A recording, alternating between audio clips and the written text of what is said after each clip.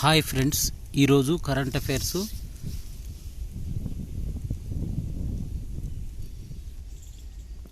మన మొదటి అంశం మైగ్రేన్ నొప్పి నివారణకు డాక్టర్ రెడ్డీస్ ల్యాబ్ వారు ఒక పరికరాన్ని తయారు చేశారు. మైగ్రేన్ పార్శ్వ నొప్పి చికిత్సలో వినియోగించే వైద్య ఉపకరణాన్ని డాక్టర్ రెడ్డీస్ ల్యాబొరేటరీ వారు విడుదల చేశారు.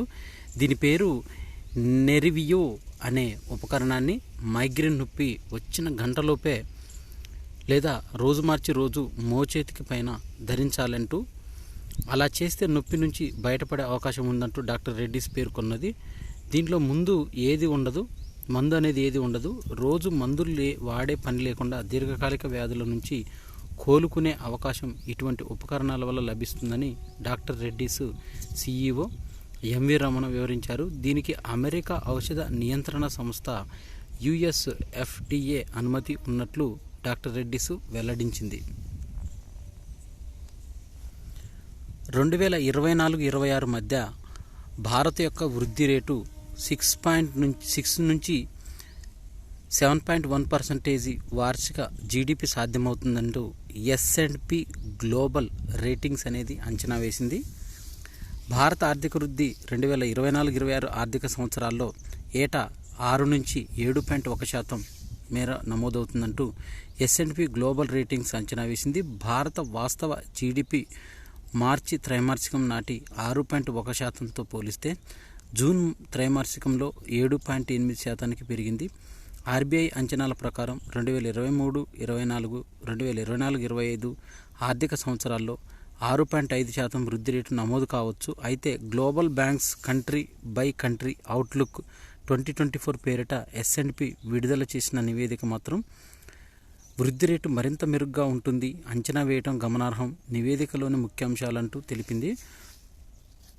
2025 మార్చి 31 కల్లా భారత్ బ్యాంకింగ్ రంగంలో బలహీన రుణాలు, స్థూల అడ్వాన్సులో 3 నుంచి 3.5% శాతానికి తగ్గుతాయంటూ కార్పొరేట్ బ్యాలెన్స్ షీట్లు బలోపేతం కావడం, అండర్ రైటింగ్స్ ప్రమాణాలు కఠినతరం కావడం, రిస్క్ మేనేజ్మెంట్ విధానాలు మెరుగవడం ఇందుకు సహకరించవచ్చంటూ పేర్కొన్నారు. భారత్లో వడ్డీ రేట్లు భారీగా ఏమీ పెరగకపోవచ్చు. ఇది బ్యాంకింగ్ పరిశ్రమల్లో నష్ట భయాన్ని పరిమితం చేస్తుంది. అయితే అంతర్జాతీయ తక్కువ వృద్ధి రేటు, విదేశీ గిరాకీ మందగించడం వంటి భారత ఆర్థిక కార్యకలాపాలపైన ఒత్తిడి తీసుకురావచ్చంటూ పేర్కొంది. ద్రవ్యోల్బణాన్ని పెంచవచ్చు. అయితే దేశీయంగా ఆర్థిక వ్యవస్థ ఉండడం వల్ల దీన్ని అంతర్జాతీయ అనిశ్చితుల ప్రభావం కాస్తంత ఉండవచ్చు అంటూ 2024-26 మధ్య కూడా ఆర్థిక వృద్ధి కొనసాగుతుందంటూ తెలిపింది. హైదరాబాద్ కేంద్రంగా కార్యకలాపాలు కొనసాగిస్తున్న standards glass lining technology limited Japan నుంచి 200 కోట్ల పెట్టుబడికి లభించింది. రసాయన ఔషధాలు పరిశ్రమలకు గ్లాస్ లైనింగ్ ఉత్పత్తులు అందించే ఈ సంస్థతో జపాన్కు చెందిన అగ్రశ్రేణి సంస్థ ఆసాహి గ్లాస్ ప్లాంట్ ఇంక్ AGI జపాన్ దీర్ఘకాలిక వ్యాపార భాగస్వామ్యం కుదుర్చుకోవడంతో పాటు GL హక్కో దాని అనుబంధ సంస్థలు కలిపి 200 కోట్లకు పైబడిన పెట్టుబడిని సమకూర్చింది. ఇందువల్ల జపాన్తో పాటు ఇతర దేశాలకు వ్యాపార కార్యకలాపాలను విస్తరించే అవకాశం లభిస్తుందంటూ స్టాండర్డ్ గ్లాస్ లైనింగ్ తెలిపింది. భారతీయులకు మరణశిక్షను సవాల్ చేస్తూ ఖతార్ కోర్టులో అప్పీల్ దాఖలైంది. విదేశీ వ్యవహారాల శాఖ అధికారిక ప్రతినిధి వెల్లడించారు. గూఢాచార్యం కేసులో 8 మంది భారతీయులకు విధించిన మరణశిక్షను సవాల్ చేస్తూ ఖతార్ కోర్టులో అప్పీల్ దాఖలు చేశామని, దీనికి సంబంధించిన న్యాయ ప్రక్రియ కొనసాగుతుందని విదేశీ వ్యవహారాల శాఖ అధికార ప్రతినిధి హరీందర్ బాగ్చి వెల్లడించారు. మరోవైపున ఇదే విషయమైన ఖతార్ ప్రభుత్వంతో దౌత్యపరమైన సంప్రదింపులు కొనసాగుతున్నాయని గురువారం ఆయన ఢిల్లీలో విలేకరులతో తెలిపారు. చైనాలో అగ్ని ప్రమాదం, 26 మంది మృతి, 38 మంది గాయాలు. చైనాలోని ఓ బొగ్గు కంపెనీ భవనంలో గురువారం చోటు చేసుకున్న ఘోర అగ్ని ప్రమాదంలో 26 మంది దుర్మరణం పాలయ్యారు. ఉత్తర చైనాలోని షాంగ్జీ ప్రావిన్స్లో లిసి జిల్లాలో లియాంగ్ నగరంలో గల 5 అంతస్తుల భవనంలో ఓ ప్రైవేటు బొగ్గు గని సంస్థ కార్యాలయం ఉంటుంది. దీని గురువారం ఉదయం సుమారు 7 గంటల ప్రాంతంలో భవనం 2 అంతస్తుల మంటలు చెలరేగాయి. అవి మిగిలిన అంతస్తులకు వ్యాపించడంతో సుమారు 90 మంది సిబ్బంది భవనం లోపల చిక్కుకొని పోయారు. మంటల తీవ్రత పెరగడంతో భవనం లోపల ఉన్నవారిలో 26 మంది మృతి చెందారు, 38 మంది గాయపడ్డారు.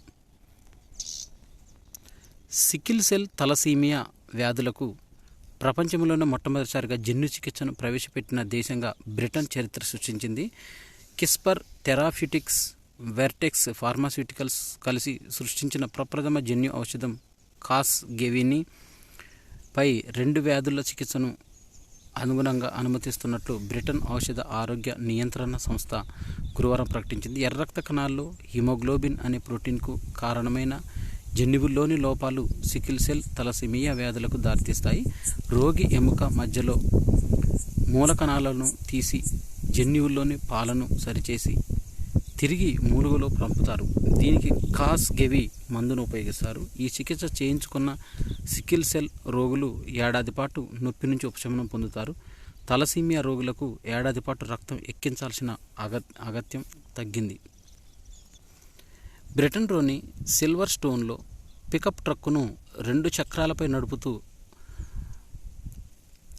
వరల్డ్ రికార్డు సాధించాడు పాల్ స్విఫ్ట్. ఇతను 2 స్తంభాల మధ్య నుంచి ఈయన కారును నడుపుతున్న సమయంలో కారుకు స్తంభాలకు మధ్య 44 సెంటీమీటర్లు మాత్రమే ఖాళీ ఉంది. దీంతో పాల్కు గిన్నిస్ బుక్ రికార్డ్స్ లభించింది. దేశ రాజధాని ఢిల్లీలో రోజురోజుకు పెరుగుతున్న వాయు కాలుష్యము మరింతగా పెరుగుతుంది. 24 గంటల సమయంలోనే ఎయిర్ క్వాలిటీ ఇండెక్స్లో 401గా ఉన్న వాయు నాణ్యత గురువారం నాడు 419కి, అత్యంత ఆందోళన స్థాయికి 450కి చేరుకుంది. ఈ వాయు కాలుష్య నియంత్రణ చర్యలను గట్టిగా అమలు చేసేందుకు ఢిల్లీ రాష్ట్ర ప్రభుత్వం కూడా పలు చర్యలు తీసుకుంటుంది. దౌత్య సంబంధాల విషయంలో వియన్నా ఒప్పందాన్ని గౌరవించాలని, ఎలాంటి ఆటంకాలు, భద్రతాపరమైన ఆందోళనలు లేని రీతిలో దౌత్య సిబ్బంది తమ విధులు నిర్వర్తించలేకుంటే వీలు కల్పించాలని కెనడాకు మన దేశం సూచించింది. కెనడాలోని వాంకోవర్లో భారత దౌత్య కార్యాలయం ఇటీవల నిర్వహించిన ఒక శిబిరానికి ఆటంకం కల్పించేందుకు ఖలిస్తాన్ అనుకూలవాదులు ప్రయత్నించిన నేపథ్యంలో విదేశీ వ్యవహారాల శాఖ అధికార ప్రతినిధి హరీందర్ బాగ్చి గురువారం ఈ సూచనలు చేశారు. శుక్రవారం నుంచి voice of global south summit 2023ని వర్చువల్ వేదికగా నిర్వహించనున్నట్లు తెలిపారు. ఈ నివేదిక పేరు voice of global south summit 2023 virtual వేదిక. నూతన ఆవిష్కరణలకు టీ హబ్ కృషి చేస్తుంది. 6 సంస్థలతో ఒప్పందాలను కూడా కుదుర్చుకుంది.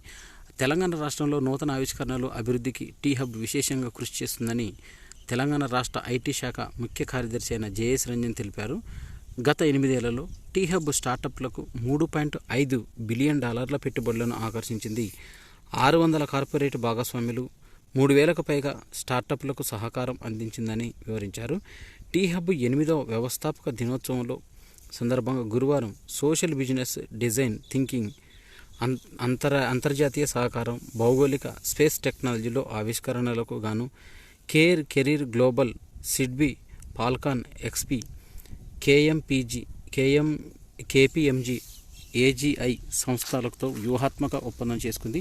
ఈ కార్యక్రమంలో జేఎస్ రంజన్ పాల్గొన్నారు. ఈ సందర్భంగా టీ బ్రిడ్జ్, టీ స్కేల్ పేరిట 2 కార్యక్రమాలు రూపొందినట్లు టీ హబ్ సీఈఓ మహంకాళి శ్రీనివాస్ తెలిపారు.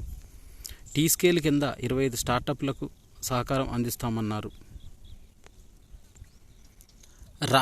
రాష్ట్రంలోని విశ్వవిద్యాలయాల్లో పరిశోధనను పెంచి ఆసక్తి ఉన్న ఆచార్యులను ప్రోత్సహించేందుకు తొలిసారిగా పరిశోధనా నిధి రీసెర్చ్ ఫండ్ను సమకూర్చాలని రాష్ట్ర విద్యాశాఖ భావిస్తుంది. గత 5-6 నెలలుగా ఈ దిశగా కసరత్తు సాగుతుండగా తాజాగా విద్యాశాఖ కార్యదర్శి వాకాటి కరుణ ఆధ్వర్యంలో వర్సిటీల ఉపకులపతులతో కీలక సమావేశాన్ని నిర్వహించారు. సాధారణంగా సైన్స్ అండ్ టెక్నాలజీ విభాగం, యూజీసీ, ఏఐసిటిఈ, డిఆర్డీఏ, బయోటెక్నాలజీ విభాగం, DBT, Indian council of social science research తదితర విభాగాలు పరిశోధన ప్రాజెక్టులు మంజూరు చేస్తున్నాయి. తొలిసారిగా రాష్ట్ర ప్రభుత్వం కూడా కొంత మొత్తాన్ని పరిశోధన కోసం కేటాయించాలనుకుంటుంది. దీనికోసం 25 కోట్లతో పరిశోధన నిధిని సమకూర్చేందుకు కసరత్తు చేస్తుంది.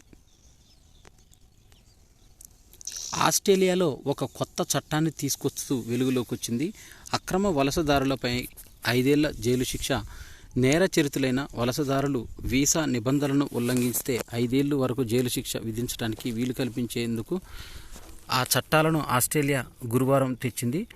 విదేశీయులను నిరవధికంగా జైల్లో నిర్బంధించకూడదని గతంలో ఒక కోర్టు తీర్పు ఇవ్వడంతో ప్రభుత్వం అత్యవసరంగా ఈ చట్టం చేసింది. హత్య, లైంగిక అత్యాచారం వంటి కేసులలో ఎదుర్కొంటున్న 84 మంది విదేశీయులను హైకోర్టు తుది తీర్పుతో విడిచిపెట్టాల్సి వచ్చింది. వీరిలో ఆఫ్ఘనిస్తాన్, ఇరానియన్లు కూడా ఉన్నారు. విడుదలైన వారంతా ఎలక్ట్రానిక్ ట్రాకింగ్ సాధనాలను ధరించాలని, కర్ఫ్యూ నిబంధనలను పాటించాలని కొత్త చట్టం నిర్దేశిస్తుంది. దీన్ని అతిక్రమించిన వారు 5 ఏళ్ల వరకు జైలు శిక్షకు గురవుతారు.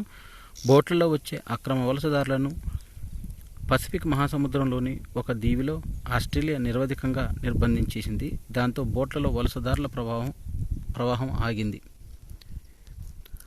భూ వాతావరణంలోకి చంద్రయాన్-3 రాకెట్ భాగం అనేది ప్రవేశించింది. శ్రీహరికోట నుంచి జూలై 14న చంద్రయాన్-3 ఉపగ్రహాన్ని నింగిలోకి తీసుకెళ్లిన LVM-3 వాహక నౌక పైభాగం గురువారం మధ్యాహ్నం భూ వాతావరణంలోకి ప్రవేశించింది. ఇది ఉత్తర పసిఫిక్ సముద్రంలో పడిపోతుందని శాస్త్రవేత్తలు భావిస్తున్నారు. ప్రయోగం జరిగిన 124 రోజుల తర్వాత ఈ భాగం భూ వాతావరణంలోకి తిరిగి వచ్చేలా ఇస్రో ముందే వ్యవస్థను రూపొందించింది. అంతర్జాతీయ సంస్థల మార్గదర్శకాల ప్రకారం అంతరిక్షంలో వ్యర్థాలు, ప్రమాదాల తీవ్రతను తగ్గించడానికి ఈ నిర్ణయం తీసుకుంది. అంతరిక్ష ప్రయోజనాలను కాపాడటంలో భారత్కు ఉన్న నిబద్ధతను ఈ ప్రక్రియ చాటుతుందని శాస్త్రవేత్తలు పేర్కొన్నారు. బంగ్లాదేశ్లో జనవరి 7న జరగాలని నిర్ణయించుకున్న ఎన్నికలను జరపాలని అధికార వర్గం నిర్ణయిస్తే అధికార పక్షం అవామీ లీగ్ తీసుకున్న నిర్ణయాన్ని ప్రతిపక్ష బంగ్లాదేశ్ నేషనలిస్టు పార్టీ BNP వ్యతిరేకించింది. గురువారం నుంచి 48 గంటల సమ్మెను నిర్వహిస్తుంది. ఎన్నికలను రద్దు చేయాలని డిమాండ్ చేసింది. ఇప్పటికే ప్రధాని హసీనా రాజీనామా చేయాలని డిమాండ్ చేస్తూ అక్టోబర్ 28వ తేదీన నుంచి రహదారులను BNP దిగ్బంధిస్తుంది. దీనివల్ల సరుకు రవాణా తీవ్ర అంతరాయం కలుగుతుంది. భారత్ను 2047 కల్లా సంపన్న దేశంగా నిలపాలని ప్రజలు ఆకాంక్షిస్తున్నారని controller and auditor general of India CAG వంటి ముఖ్యమైన సంస్థలు ఈ బృహత్తర కృషికి తోడ్పడాలని రాష్ట్రపతి ద్రౌపది ముర్ము పిలుపునిచ్చారు. ఆడిటర్లు కేవలం లోపాలను ఎత్తిచూపే విమర్శకులుగా మిగిలిపోకుండా సమర్థ పాలనకు వెన్నుదన్నుగా నిలవాలని సూచించారు. కాగ్ నిర్వహించిన 3వ ఆడిట్ దివస్ సందర్భంగా గురువారం ప్రసంగించారు. కాగ్ ఆధునిక డిజిటల్ సాంకేతికతతో జాతీయ డేటా మేనేజ్మెంట్ అనలిస్ట్ కేంద్రంగా ఏర్పాటు చేసి భావి కార్యాచరణకు సిద్ధమవుతుందని తెలిపారు. భారత్ను ప్రపంచంలో 3వ పెద్ద ఆర్థిక వ్యవస్థగా నిలపడంలో కాగ్ కీలక పాత్ర పోషించగలదని, మన దేశంలో 1860 నవంబర్ 16న మొట్టమొదటి భారత ఆడిటర్ జనరల్ నియామకం కాగ్ సంస్థ ఏర్పాటు జరిగింది. ఆ రోజును ఆడిట్ దివాస్గా పాటించాలని, నవంబర్ 16ను ఆడిట్ దివాస్గా పాటించాలని 2021లో నిర్ణయించారు. అయితే నిపుణులైన అకౌంటెంట్లు తయారు చేయడానికి కాగ్ ICAI సర్టిఫికేషన్ కోర్సును చేపట్టబోతున్నామని కాగ్ గిరీష్ చంద్ర ముర్ము వెల్లడించారు. ఈ సర్టిఫికేట్ పొందిన వారికి రాష్ట్ర స్థానిక సంస్థలు నియమించుకోవచ్చని తెలిపారు. నవంబర్ 16 అనేది మనకి కాగ్ దినోత్సవం. నవంబర్ 16 అనేది ఆడిట్ దివస్గా పాటిస్తారు. ఇప్పటి నుంచి ఆడిట్ దివస్. మలి విడత పోలింగు మధ్యప్రదేశ్లో జరుగుతుంది. ఈరోజు మధ్యప్రదేశ్, ఛత్తీస్గఢ్లలో ఎన్నికలకు సర్వం సిద్ధం చేశారు. మొత్తం 300 అసెంబ్లీ సెగ్మెంట్లకు నేడు ఓటింగ్ జరగబోతుంది. మధ్యప్రదేశ్లో చూసినట్టయితే 230, ఛత్తీస్గఢ్లో 90 స్థానాలకు, ఇది రెండో విడత 70 స్థానాలకు ఓట్లు జరుగుతున్నాయి. మధ్యప్రదేశ్లో మొత్తం 230 శాసన స్థానాలకు రెండో విడత ఓటింగ్కు సిద్ధమైన ఛత్తీస్గఢ్లో 70 స్థానాలకు శుక్రవారం పోలింగు జరగనుంది. అయితే SP, BSP, ఆప్, JDU తదితర పార్టీలు బరిలో ఉన్నప్పటికీ 2 రాష్ట్రాల్లో భాజపా, కాంగ్రెస్ల మధ్య తీవ్రమైన పోటీ నెలకొల్పుతుందంటూ అధికారులు పేర్కొన్నారు. అమెరికా, చైనాల మధ్య ఉన్న అత్యున్నత స్థాయి సైనిక సంప్రదింపుల ప్రక్రియను పునరుద్ధరించాలని అధ్యక్షులు జో బైడెన్, షీ జిన్పింగ్ నిర్ణయించారు. మాదక ద్రవ్యాల నిరోధంలో పరస్పరం సహకరించుకోవాలని తీర్మానించారు. రెండు దేశాల మధ్య నెలకొన్న విభేదాలు పరిష్కరించుకోగల స్థాయిలోనే ఉన్నాయని, నిబంధనలు వాటికి సంబంధించిన సంబంధాలు తెగదింపులు చేసుకునేందుకు పరిస్థితి లేదని అభిప్రాయపడ్డారు. అమెరికా శాన్ ఫ్రాన్సిస్కో సమీపంలోని వుడ్ సైట్లో జిన్పింగ్, జో బైడెన్ బుధవారం సాయంత్రం భేటీ అయ్యారు. సుమారు 4 గంటల పాటు జరిగిన వారిద్దరి భేటీలో పలు కీలక అంశాలపైన చర్చించారు. వీధి జంతువుల సంతానోత్పత్తి కట్టడికి వ్యాక్సిన్ను రూపొందించామని, త్వరలో అందుబాటులోకి తేనున్నామని కేంద్ర మంత్రి పురుషోత్తం రూపాల తెలిపారు. ప్రస్తుతం అనుమతుల ప్రక్రియ కొనసాగుతుందని వెల్లడించారు. ఢిల్లీలో గురువారం ప్రపంచ జంతు ఆరోగ్య సంస్థ సమావేశంలో ఆయన పాల్గొన్నారు. దేశంలోని గ్రామీణ పట్టణ ప్రాంతాల్లో పెరిగిన వీధి కుక్కల కాటుతో రేబిస్ వ్యాధి విస్తరిస్తున్న నేపథ్యంలో ఆయన వ్యాక్సిన్ వివరాలను వెల్లడించారు. రాబోయే 5 ఏళ్ల కాలంలో 3000 కొత్త రైళ్లను అందుబాటులోకి తీసుకొచ్చే విధంగా ప్రణాళికపై కసరత్తు చేస్తున్నట్టు రైల్వే శాఖ మంత్రి అశ్విని వైష్ణవ్ వెల్లడించారు. ప్రస్తుతం ఏటా రైళ్లలో 800 కోట్ల మంది ప్రయాణిస్తున్నారు. ఈ సామర్థ్యాన్ని 1000 కోట్లకు పెంచడానికి తగ్గట్టుగా నూతన రైళ్లను సమకూర్చుకున్నట్లు చెప్పారు. గురువారం ఆయన విలేకరులతో మాట్లాడుతూ 69,000 కొత్త కోచ్లు అందుబాటులో ఉన్నాయి, సుమారు 55,000 కోచ్లు అదనంగా ఉత్పత్తి అవుతున్నాయంటూ తెలిపారు. ఈ సమయం పరంగా వందే భారత్ రైళ్లు ఇతర రైళ్లు కంటే 4 రెట్లు మెరుగు అని చెప్పారు. వీటిలో చూస్తే రైల్వేకు వేర్వేరు కోచ్లు ఉండే బదులు 22 పెట్టెలను కలిపి ఒకే ట్రైన్ సెట్ను ఏర్పాటు చేస్తే అనేక ప్రయోజనాలు ఉంటాయంటూ ఈ సందర్భంగా తెలిపారు. ఉత్తరాఖండ్లోని ఉత్తరకాశీలో ఆదివారం కుప్పకూలిపోయిన సొరంగంలో చిక్కున్న 40 మంది కార్మికులను సురక్షితంగా బయటకు తీసుకొచ్చేందుకు చేపట్టిన సహాయక చర్యల్లో 5వ రోజైన గురువారం కాస్త పురోగతి కనిపించింది. ఢిల్లీ నుంచి వాయుసేన సహాయంతో రప్పించిన అత్యాధునిక అమెరికన్ ఆగర్ యంత్రం డ్రిల్లింగ్ పనిని ప్రారంభించారు. వారిని బయటికి తీసుకొచ్చేందుకు 2-3 రోజులు పట్టొచ్చంటూ తెలిపారు. రాజకీయ అభిప్రాయాలున్న న్యాయవాదులను జడ్జీలుగా నియమించకూడదనడం సరికాదంటూ భారత ప్రధాన న్యాయమూర్తి chief justice of India justice D Y Chandrachud స్పష్టం చేశారు. హార్వర్డ్ లా స్కూల్లో జరిగిన ఒక కార్యక్రమంలో ఆయన మాట్లాడుతూ, న్యాయవాదిగా ఉన్న సమయంలో వివిధ రాజకీయ పార్టీలకు ప్రాతినిధ్యం వహించిన అనంతరం న్యాయమూర్తులైన వారు అద్భుతమైన తీర్పులు ఇస్తారన్నది తమ అభిప్రాయమని తెలిపారు. భాజపాతో అనుబంధం ఉందని ఆరోపణలు ఎదుర్కొంటున్న న్యాయవాది లక్ష్మణ చంద్ర విక్టోరియా గౌరిని మద్రాస్ హైకోర్టు అదనపు న్యాయమూర్తిగా కొలీజియం నియమించడం పైన అడిగిన ఒక ప్రశ్నకు సిజేఐ ఈ విధంగా సమాధానం ఇచ్చారు. న్యాయవాదులకు రాజకీయ అభిప్రాయాలు ఉండకూడదని ఏమీ లేదు. ప్రజల ప్రముఖ న్యాయమూర్తి అయిన దివంగత జస్టిస్ కృష్ణయ్యకు రాజకీయ నేపథ్యం ఉంది. న్యాయవాదిగా వివిధ రాజకీయ పార్టీలకు ప్రాతినిధ్యం వహించిన వారు గొప్ప న్యాయమూర్తులుగా రాణిస్తారనేది నా అభిప్రాయం అంటూ జస్టిస్ డివై చంద్రచూడ్ తెలిపారు. బ్రిటిష్ వలస పాలకుల పాలనా కాలంలో విదేశీ దురాక్రమణలు జరిగినప్పుడు భారత్ నుంచి అమూల్యమైన వస్తు సంపదను వారు లూటీ చేసుకొని పోయారు. అయితే వాటిని తిరిగి తీసుకొచ్చేందుకు దేశానికి స్వాతంత్రం వచ్చినప్పటి నుంచి కేంద్ర ప్రభుత్వాలు ప్రయత్నిస్తున్నాయి. పురాతన వస్తువులను భారత్కు అప్పగించడానికి అమెరికా కూడా ముందుకు వచ్చింది. ఇక ఇంపార్టెంట్ దినోత్సవంలో నవంబర్ 17 అనేది జాతీయ మూర్ఛవ్యాధి అవగాహన దినోత్సవం, ఎలిప్సీ అవేర్నెస్ డేగా జరుపుకుంటారు ప్రతి సంవత్సరం. ఇక నవంబర్ 17న అంతర్జాతీయ విద్యార్థుల దినోత్సవంగా జరుపుకుంటారు.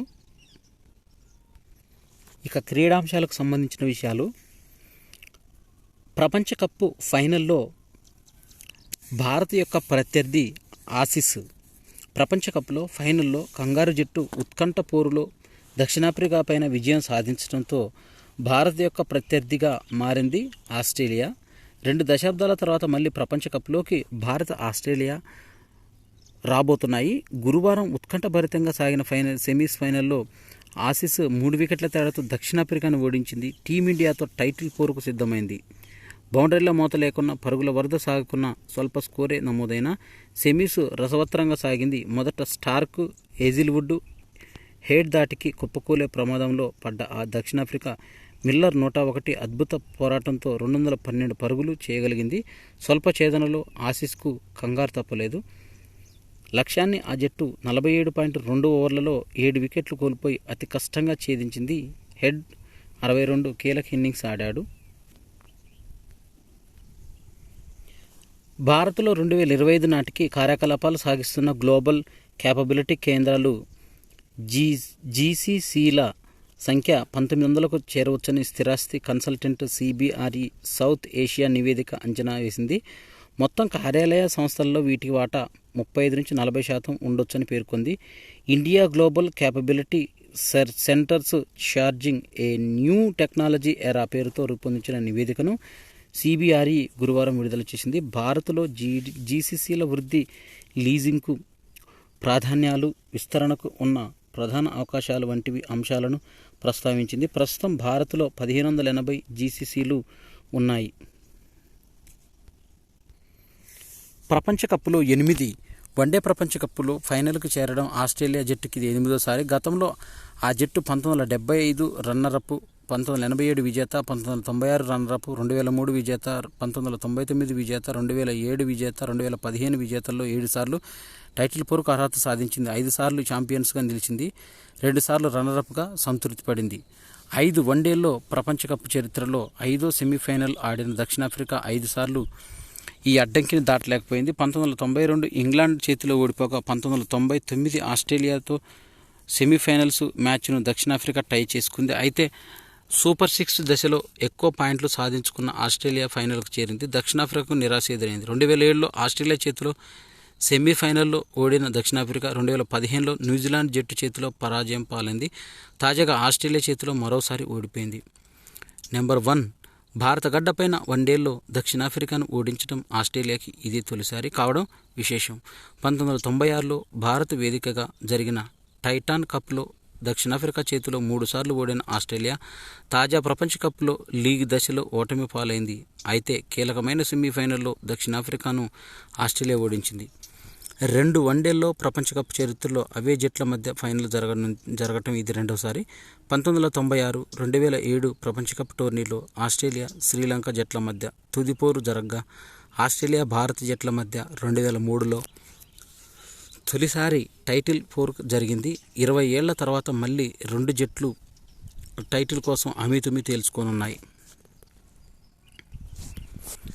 క్రెడిట్ కార్డులు, వ్యక్తిగత రుణ మంజూరీలు వంటివి అన్సెక్యూర్డ్ రుణాలు ఇకపై మరింత కఠినతరం కానున్నాయి. ఈ విషయమైన బ్యాంకులకు, నాన్ బ్యాంకింగ్ ఫైనాన్షియల్ సంస్థలకు ఎన్బిఎఫ్సి నిబంధనలను కఠినతరం చేస్తూ reserve bank of India RBI ఆదేశాలను జారీ చేసింది. గృహ రుణాలు, విద్యా రుణాలు, వాహన రుణాలు, బంగారు ఆభరణాల ద్వారా పొందే రుణాలపైన కొత్త నిబంధనలు వర్తించవని రిజర్వ్ బ్యాంకు సర్క్యులర్లో స్పష్టం చేసింది. 2023 సెప్టెంబర్ చివరి నాటికి పర్సనల్ లోన్ల విభాగంలో బ్యాంకు రుణ బకాయిలు 48,26,833 కోట్లు ఉన్నాయి. ఇది 2022లో అదే నెలలో పోలిస్తే దాదాపు 30% పెరిగిందంటూ తెలిపారు. ఇవి నవంబర్ 17, 2023కు సంబంధించిన కరెంట్ అఫైర్స్. ఈ వీడియో నచ్చినట్టయితే లైక్ చేయండి, మీ ఫ్రెండ్స్కి షేర్ చేయండి. నా ఛానల్ సబ్స్క్రైబ్ చేసుకోవడం ద్వారా నేను చేసే వీడియోస్ అన్నీ మీకు నోటిఫికేషన్ రూపంలో వస్తాయి. Thanks for watching.